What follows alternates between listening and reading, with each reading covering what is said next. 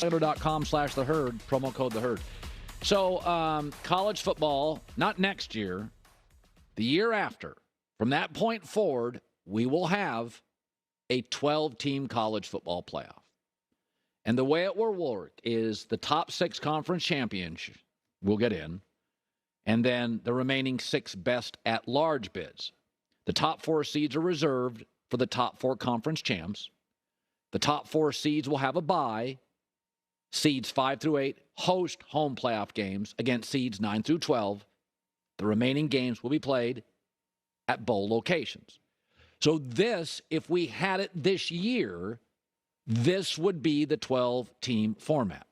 6 conference champs, 6 best at-large bids. So this is what it would look like. Some big-time schools, and then you got Tulane in there, which is pretty cool, right? So I'll make my picks. You ready, J-Mac? Can I have a quick critique? Yeah. So Alabama, USC, Tennessee, Kansas State. Tennessee's quarterback is done. He's out. Well, Kansas State, that stinks. Michigan would get totally screwed here, Colin. Well, okay. So I would take Kansas State. To me, would beat Tennessee because Hendon Hooker, the quarterback, is out for Tennessee, and Kansas State averaged 39 a game over their last 6 games. So Kansas State's going to score some points. One of the more underrated teams in the country right now, Kansas State. A bettor's favorite team, by the way. And Tennessee doesn't have their starting quarterback. So I would take Kansas State to win that game. I would take TCU to beat Tulane. TCU, number 1 scoring offense and total offense. Their quarterback got dinged up, but Tulane played only 1 game against a Power 5 opponent this season. So TCU has played much better competition, much better at quarterback. Overall, much better and consistent offensively. And so, again, TCU is a fun team. They can play with probably almost anybody except a Michigan or a Georgia. I would take TCU to win big. Alabama would beat USC. Their only 2 losses came in the last play of the game. Caleb Williams, by the way, is limping. And USC's still just not that talented defensively. They have 1 NFL player in their front 7 defensively, and Bryce Young, I think, would eat them alive. So Alabama would beat USC, and I think they'd beat them handily. Ohio State, to me, would beat Penn State. They're better. Penn State was 0-2 this year, housed by Michigan and beaten by Ohio State. That's the game Marvin Harrison just was unstoppable. But I think Ohio State recruits better. And I think, Penn State at home is one team. Penn State neutral or on the road's another. So I don't think this would be... Penn State beat nobody this year. Yeah, literally. I think Ohio State would beat them handily. In the quarters, I would take Georgia to beat Kansas State. I mean, Georgia's 27-1 over the last couple of years, and they've won 12 of their last 13 by double digits. They're good enough offensively because Kansas State would score some points. But, Stetson Bennett's quality. He's been in a lot of big SEC games and a lot of big stadiums, so he can handle himself in a big spot. And Georgia's, a factory, NFL guys all over the field. So I think Georgia would win that game handily. I think Utah, this would be probably as good a game as the whole thing had. I think Utah would beat TCU. It's a great offense against a great defense. The difference is Utah's offense is better than TCU's defense. So Utah's defense is number 1 in the conference. NFL guys, they're better offensively than anybody wants to admit. They had one... they played lousy at Florida to open the year in the South. It happens. The difference is, I think, again, Utah's offense with Cameron Rising at quarterback is better than TCU's defense, so I would take Utah here. I think Michigan would beat Alabama. I think Michigan has a shot to beat Georgia.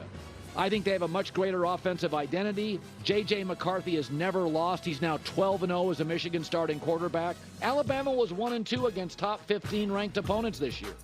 Their only win came by 6 points against Ole Miss. So I just don't think it's a great Alabama team, and I think it's the best Michigan team in maybe 20 years. So the beauty of this 12-team format is Bryce Young's actually playing in these games. He has zero incentive to play in their bowl game. I don't even know who they're playing, but why would Bryce Young play if there's no playoff at stake? That's right. Yeah. Ohio State would thump Clemson. I didn't buy into Clemson. Clemson lost 2 of their last 5 games. They started really hot. The schedule was weaker, but they're not very good at quarterback, and Ohio State's very good at quarterback. So you're going to have to score some points in this game, and I just think Ohio State has the best receiver, the best quarterback, an offensive coach. So I think Ohio State would totally light up Clemson. And then I think Georgia would beat Utah handily. Utah is basically Georgia, like a really poor man's Georgia. I mean, a defensive coach puts guys in the NFL capable at quarterback, but their entire culture is toughness and defense. Georgia's just a way better version than Utah, and I think they'd thump them. But Utah basically is kind of built like Georgia in terms of, quarterbacks are fine, but it's all about pass rush and NFL linebackers and corners. And then I think Michigan would hammer Ohio State again because I don't think Ohio State's identity offensively right now is close to Michigan. Michigan outrushed Ohio State 240 to 19 yards in the second half in Columbus. And I think this Michigan team is really special. And then I think Georgia beats Michigan. I think it's a really competitive game. But I think Georgia wins. And here's what's interesting. In a 4-team playoff, I think Georgia beats Michigan.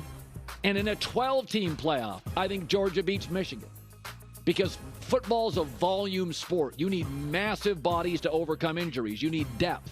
So you could expand this thing to 20 teams, 24 teams. I still think Georgia would beat Michigan.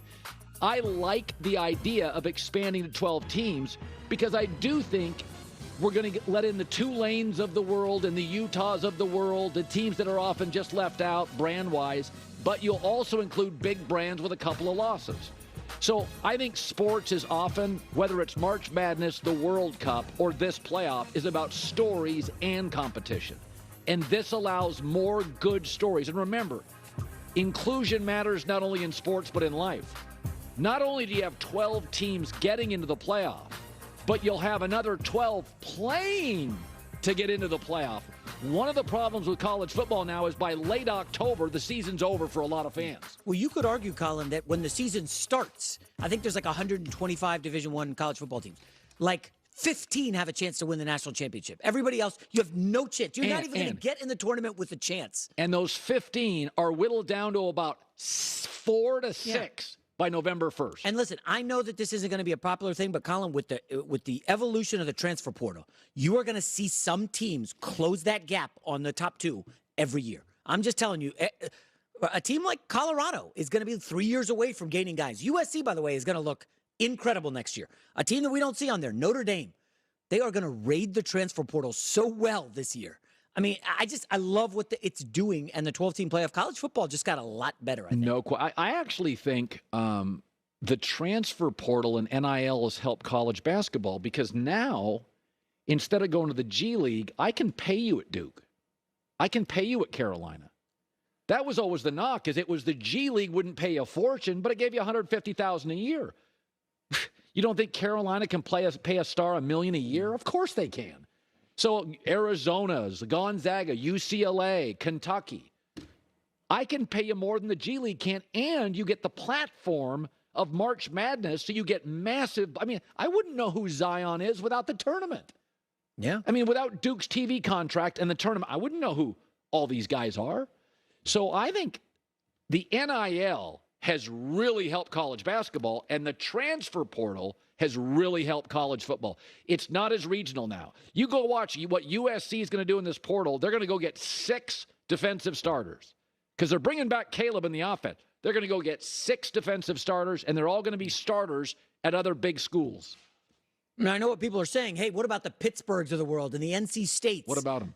They can't keep their star players. You pop and have a great year. You're hitting the transfer portal. You're going to a big school and probably getting $500,000, $250,000, whatever. Why can't Pitt go get Duquesne's best player? That's what you're going to have to do. The lower class is going to have to level up and start to pay these kids some more money. But let the market dictate what these kids get. You and I love college sports. Oh.